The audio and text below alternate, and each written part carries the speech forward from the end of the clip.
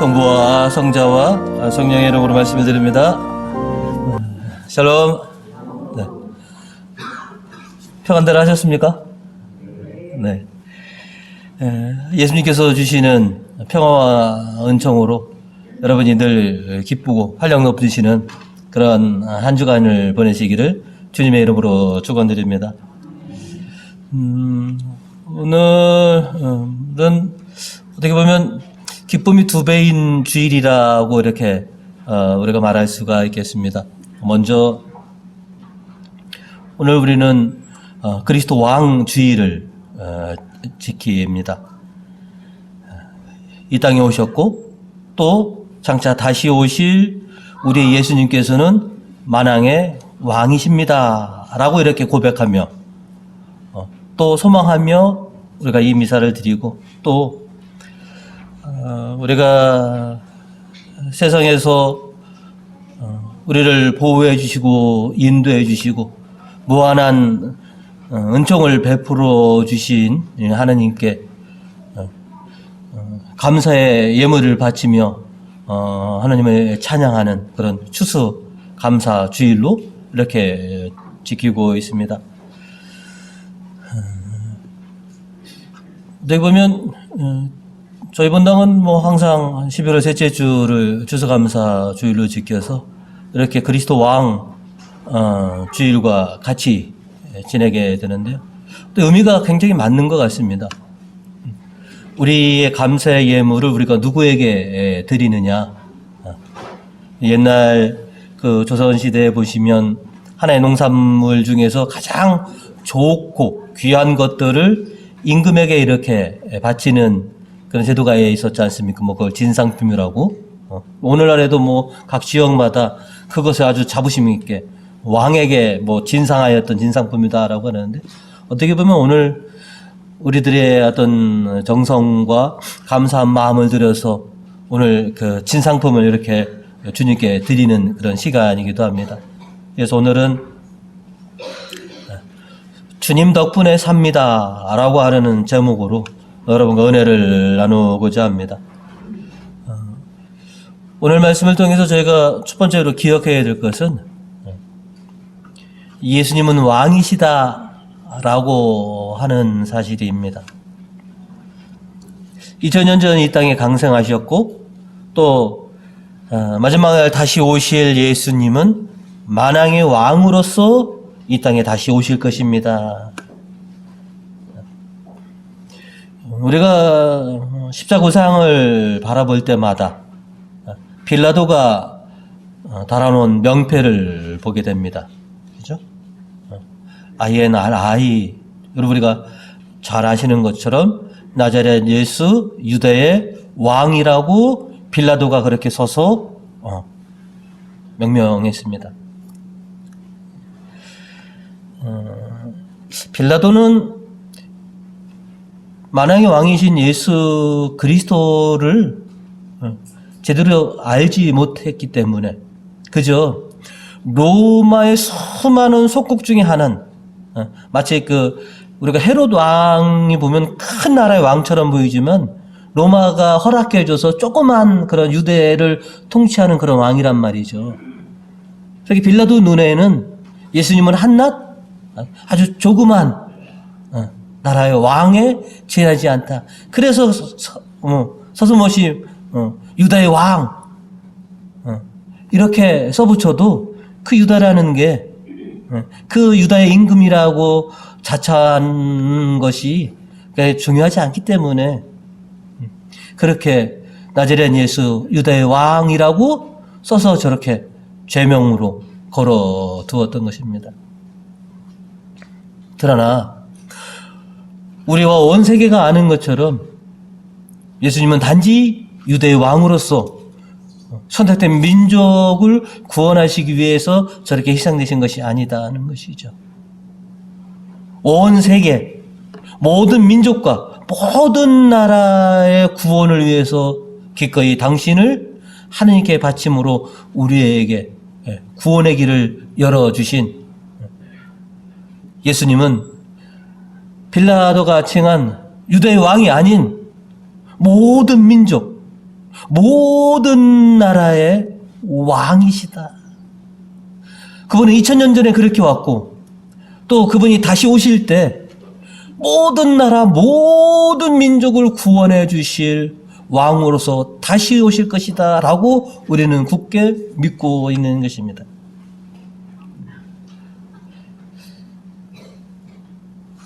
사도 요한께서 묵시록을 우리들에게 남겨주셨죠. 천상을 보시고서 그걸 우리에게 적어주셨는데 묵시록 19장 16절에 이렇게 우리에게 전해주고 있습니다. 그분의 옷과 넓적 다리에는 모든 왕의 왕, 모든 군주의 군주라는 칭호가 적혀 있었습니다 라고 사도 요한은 우리에게 전해주고 있습니다. 우리 예수님은 모든 왕들 중에 왕이시다. 모든 군주들의 군주이시다라고 우리에게 알려주고 계십니다. 그래서 그분이 다시 오시면 온 인류를, 온 세상을 구원해 주실 것이다. 우리 모두의 진정한 왕이시다. 우리의 왕은 군림하거나 통치하는 세상의 왕들과는 다르시다. 만왕의 왕 예수님께서는 아주 지혜롭고 현명하신 왕이다. 오늘 일독서 5절로 이레미야 예언자는 우리에게 이렇게 전해주고 있습니다. 내가 다윗의 정통 왕손을 일으킬 그날은 오고야 만다. 이는 내 말이라 어김이 없다. 그는 현명한 왕으로서 세상의 올바른 정치를 펴리라. 만왕의 왕이신 예수님은 현명하신 분이기 때문에 이 세상 모든 것을 올바르게 그렇게 다스리실 것이다 하는 것이죠. 우매한 왕이 세상을 다스리시면 나라가 혼란스럽습니다. 백성들이 고생을 합니다. 동서고금을 막론하고 동서양을 막론하고 우매한 왕이 통치하는 나라가 평안하고 기쁨이 넘치겠다라고 하는 기록은 없습니다. 백성들은 고통스러웠고 나라는 혼란스러웠습니다. 그러나 현명하신 왕이 이 땅에 오시면 세상을 올바르게 그렇게 다스려 주셔서 그 나라가 정말로 기쁨과 평화가 넘치는 그런 복된 나라가 될 것이다 라고 하는 것이죠.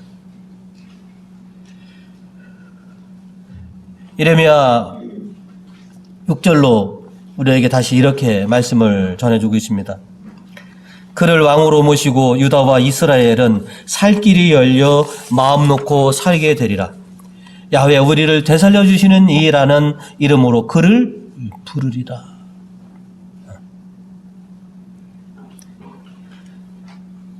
세상의 왕들은 군림하고 통치하려고만 합니다. 그러나 만왕의 왕이신 예수님은 세상 사람들을 위해서 봉사하시고 자기 자신을 기꺼이 내어주시면서 섬기는 그런 왕이 되셨다는 것이죠. 당신 이익을 위해서가 아닌 백성들의 안녕을 위해서 진정으로 백성들을 행복을 위해서 기꺼이 당신을 내어놓고 당신을 희생하시는 왕. 세상에 이런 왕은 없습니다. 뿐만 아니라 그 왕은 참 목자와도 같다라고 오늘 우리에게 전해주고 있습니다. 이러면서 4절로 보시면 그들을 위하여 참 목자들을 세워주리라. 그러면 내 양떼는 겁이 나서 무서워 떠는 일이 없이 살 것이며 하나도 잃어버리지 아니하리라. 그러니까 성경에서도 보면 참 목자가 있고 사꾼 목자가 있다. 사꾼 목자는 자기 이익을 위해서 자기 편의를 위해서 양들을 그렇게 이용하지만 참된 목자는 양들을 위해서 기꺼이 자신을 희생하고 위험에 맞서는 그런 목자가 참 목자이신데 만왕의 왕으로 오신 예수님은 우리에게 참 목자 같으신 그런 분이시다라고 전해주고 있습니다. 에제키엘 34장 16절로 참 목자이신 예수님에 대한 예표로 우리에게 이렇게 전해주고 있습니다. 헤매는 것은 찾아내고 기르는 것은 도로 데려오리라. 상처 입은 것은 싸매주고 아픈 것은 힘나도록 잘 먹여주고 기름지고 튼튼한 것은 지켜주겠다. 이렇게 나는 목자의 구실을 다 하리라. 이게 우리의 목자이시고 우리의 왕 되신 예수님의 가르쳐서 하신 말씀들이라는 것이죠.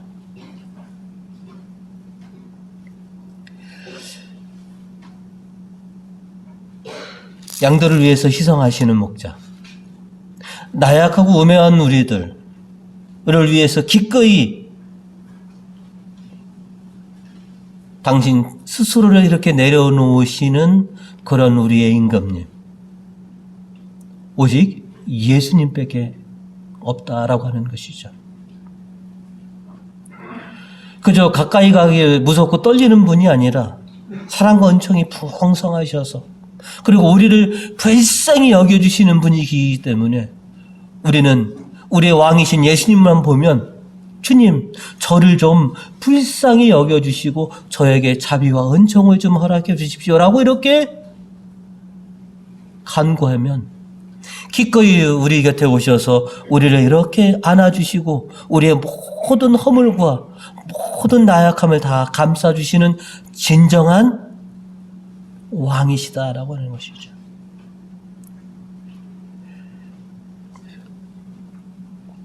이제 다음 주부터 저희가 대림절로 들어가죠.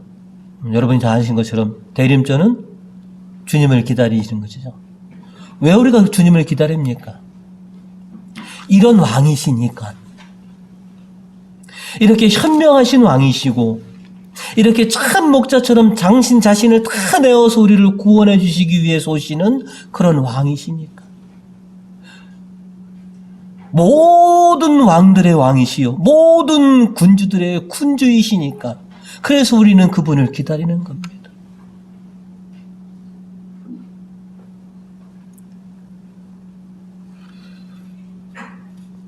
나의 진정한 왕이 되어주신 예수님, 나의 참 목자가 되신 예수님께, 그래서 한 해 농사를 짓고 수많은 결실들을 얻었을 때 그것을 모두 다 하나님 덕분입니다 라고 해서 이렇게 우리가 하나님께 예물을 바치는 것입니다.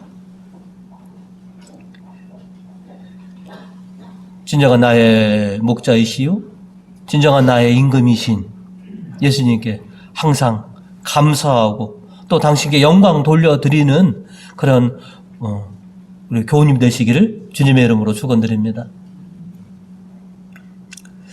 두 번째로는 방금 말씀드린 것처럼 감사와 찬양을 드리시다라고 하는 것입니다. 바오로 사도께서는 오늘 골로새인 교인들에게 하나님께 감사하라고 강하게 권고를 하고 계십니다. 오늘 이 독서 11절 맨 끝절부터 12절까지의 말씀을 여러분이 보시면, 그리고 기쁜 마음으로 아버지께 감사를 드릴 수 있게 되기를 바랍니다. 아버지께서는 성도들이 광명의 나라에서 받을 상속에 참여할 자격을 우리들에게 주셨습니다. 그러니 여러분, 하느님께 감사하십시오. 하느님을 찬양하십시오라고 바오로 사도는 그렇게 우리에게 강하게 권고하고 있습니다. 오늘 우리가 추수감사 주일로 지키고 있죠. 왜 이 추수감사절을 지킵니까? 그리고 누구에게 왜 이렇게 우리가 이 감사 예물을 바치며 이 미사를 드려야 하느냐?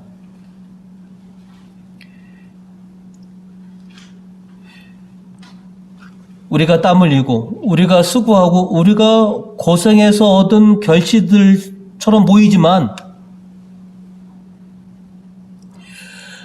하나님께서 섭리해 주시고 하나님께서 은총을 베풀어 주시지 않았다면 과연 저 결실이 우리에게 돌아왔을까? 물론 심고 가꾼 것들은 여러분들입니다. 여러분들이 열심히 일하고 여러분들이 수고하고 노동해서 여러분의 결실을 얻었지만 하나님께서 그런 섭리와 하나님께서 도와주시지 않았다면 그 어떤 것도 성장하거나 어떤 것도 결실을 맺을 수 없었을 것입니다. 이 세상에서 하나님 마음을 가장 잘 아는 사람들 중에 하나가 농부들입니다. 심고 가꾼 것은 본인들이지만 자라게 하고 열매 맺게 하는 것은 결코 농부의 권한 밖이다. 그것은 전적으로 하늘과 땅을 우리에게 주신 하나님의 섭니다.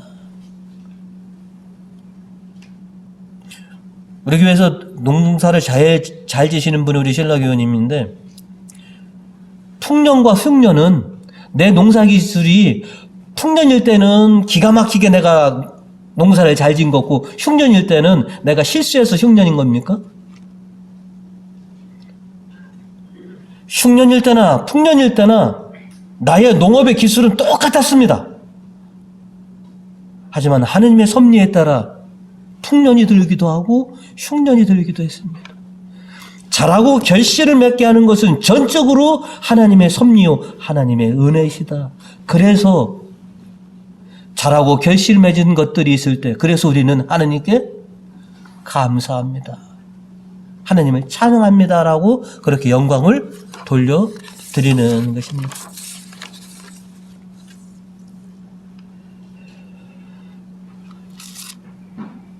이스라엘 백성들에게 오늘 1독서 3절로 이런 말씀을 전해주고 계십니다. 나 비록 나의 양떼를 이 나라 저 나라로 헤매게 하였지만 그 중에서 살아남은 것을 모든 나라에서 본래의 목장으로 다시 모아들여 크게 불어나게 할 것이며 라고 말하고 있습니다. 내가 내 백성, 내 양들을 이 세상 방방곡곡에 있던 흩어져 있는 것들을 다시 내 목장으로, 내 집으로 다시 다 모아들여서 크고 번성하게 할 것이다. 이게 하나님의 섭리입니다. 하나님의 은혜인 것입니다. 세파에 시달리고 걱정, 근심 속에서 살아가는 우리들에게 따뜻하게 그리고 안전하게 우리를 맞아줄 하나님이 계시고 아버지 집이 있다고 하는 것만으로도 정말 감사한 일입니다. 우리 자매님들 보시면 친정 부모님이 계시고 친정집이 있다라고 하는 것 자체만으로도 뭡니까? 굉장히, 그죠? 그리고 들어가셨을 때, 친정이나 본가에 오셨을 때 부모님이 따뜻하게 맞이해 주신다면 그것만큼 행복한 게 없지 않습니까? 오늘도 이 세상에 흩어져 있었던 여러분들을 다시 당신의 품으로 이렇게 불러주신 것이죠. 한 주간 참 수고하고 고생했다. 나한테 와라. 내가 세상에 주지 못할 그 평안함과 기쁨을 내가 다시 너에게 주고, 너로 하여금 강하고 크게 될 수 있도록 내가 너에게 힘이 되어주마. 그래서 오늘 주님의 집에 올 때마다 늘 항상 감사드리는 겁니다. 지난 한 주간도 주님의 덕분으로 제가 잘 지내게 됐습니다. 올 한 해도 주님 덕분으로 제가 오늘 이렇게 보내게 됐습니다. 모든 것이 다 주님 덕분이었습니다. 그리고 내일도 제가 열심히 살겠지만 주님 덕이 없으면 제 삶은 참 피폐해질 거니 내일도 당신의 은총을 좀 풍성히 부어 주십시오. 그리고 제가 위험에 처하거나 고통 속에 있을 때 저를 지켜주시고 좀 보호해 주십시오. 자, 오늘 시편 1절과 7절을 같이 한번 읽어보실까요? 자, 먼저 1절부터입니다. 하나님, 우리의 힘, 우리의 피난처시니 어려운 고비마다 항상 구해주셨다. 7절입니다. 만군의 주께서 우리와 함께 계시다. 야곱의 하나님이 우리의 피난처시다.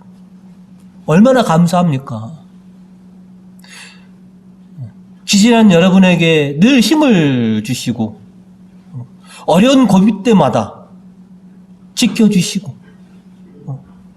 내가 어디에 어떤 상황이 있든지 나와 함께 해주신다고 하는 이 하나님의 말씀이 얼마나 감사합니까? 그저 제가 당신께 해드릴 수 있는 것은 그저 황송하게도 감사합니다 라고 하는 이 말밖에 없는 것 같습니다. 모든 게 다 주님 덕분입니다. 주님 덕으로 제가 지금까지 이렇게 왔고 지금 제가 누리고 제가 이루었던 모든 것 다 당신 덕분입니다. 그래서 감사하고 당신 이름에 찬양 올려드립니다 하는 것이죠. 예수님이 돌아가실 때 좌우로 죄인이 있었다라고 하는 걸 알고 있습니다. 그죠? 그 오른편에 있었던 죄인의 회개와 신앙의 모습을 오늘 우리가 접하게 됩니다. 복음 42절로 보시면 오른쪽에 있는 죄인이 회개와 자신의 신앙을 고백하겠죠. 자, 예수님께서 왕이 되어 오실 때 저를 꼭 기억하여 주십시오. 그런 그에게 예수님은 놀라운 은혜를 베풀어 주십니다. 43절입니다. 예수께서는 오늘 내가 정녕 나와 함께 낙원에 들어가게 될 것이다. 우리도 이런 은혜를 좀 사모합니다. 네가 정녕 바라는 대로 아버지께서 나에게 맡겨주신 하나님 나라에 너희가 들어가게 될 것이다. 아니 반드시 내가 그렇게 들어가게 해주겠다라고 하는 것이죠. 오늘 이 독서 13절의 말씀, 아버지께서는 우리를 흑암의 권세에서 건져내시어 당신의 사랑하시는 아들의 나라로 옮겨주셨습니다. 이게 우리가 바라는 내세의 결과인 것이죠. 이 어두운 죽음의 이 세력에서 우리를 건져내셔서 하나님 나라로 옮겨주게 해 주십시오. 내가 그렇게 해주겠노라.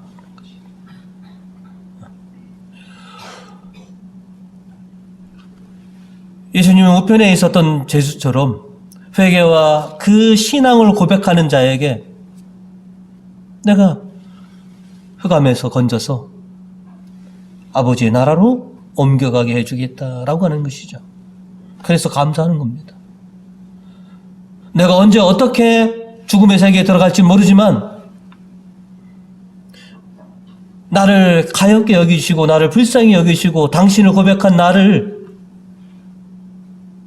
하나님 나라로 옮겨주실 것이다 라고 하는 것. 그래서 우리가 늘 하나님께 영광과 찬송을 돌려드리는 겁니다. 돌이켜보면 하나님께 감사할 것들이 얼마나 많이 있습니까? 근데 우리 기억력이 참 한계입니다. 받은 것 잘 기억하고 못하고 살아갑니다. 조금만 무슨 일이 있으면 우리가 얼마나 하나님께 간절히 기도했습니까? 그죠? 그것들 기억하십니까, 다? 얼마나 하나님께 감사할 게 많은데 기억력이 없어서 그런 건지 너무나 빨리 그 은혜를 잊어먹어서 그런 건지 좀 감사의 시간에 제대로 감사를 못하고 있는 그런 우리들의 모습이기도 합니다. 주님은 다 아십니다. 그저 너는 참 아쉬울 때는 그렇게 오매불망 울면서 그렇게 달라고 그러더니 해주면 뭐해? 불과 며칠 만에 싹 까마듯이 싹 잊어먹고 마치 제 잘난 맛으로 제가 다 잘해서 그렇게 사는 것처럼 여기고 있는데 괜찮아. 하지만 우리도 그렇게 머리가 나쁘지만은 않습니다. 하나님의 은혜, 하나님의 섭리 분명히 기억할 거는 기억하고 있습니다.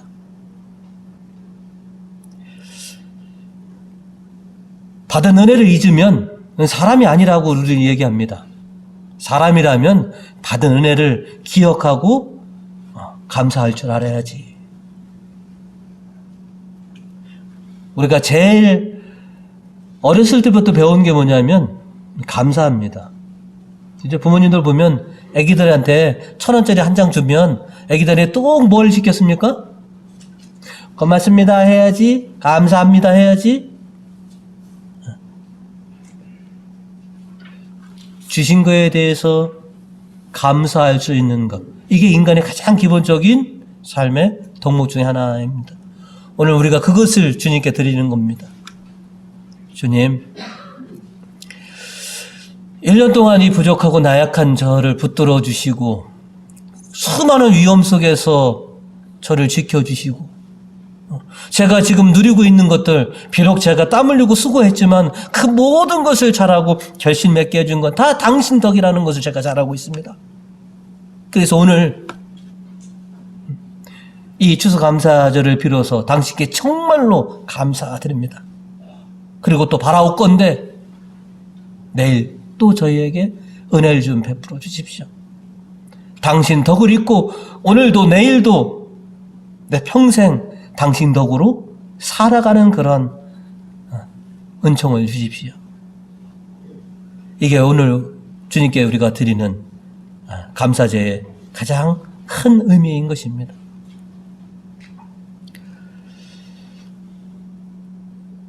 우리와 함께 계시고 우리의 모든 것에 좋은 결실로 화답하게 해주시는 그 하나님,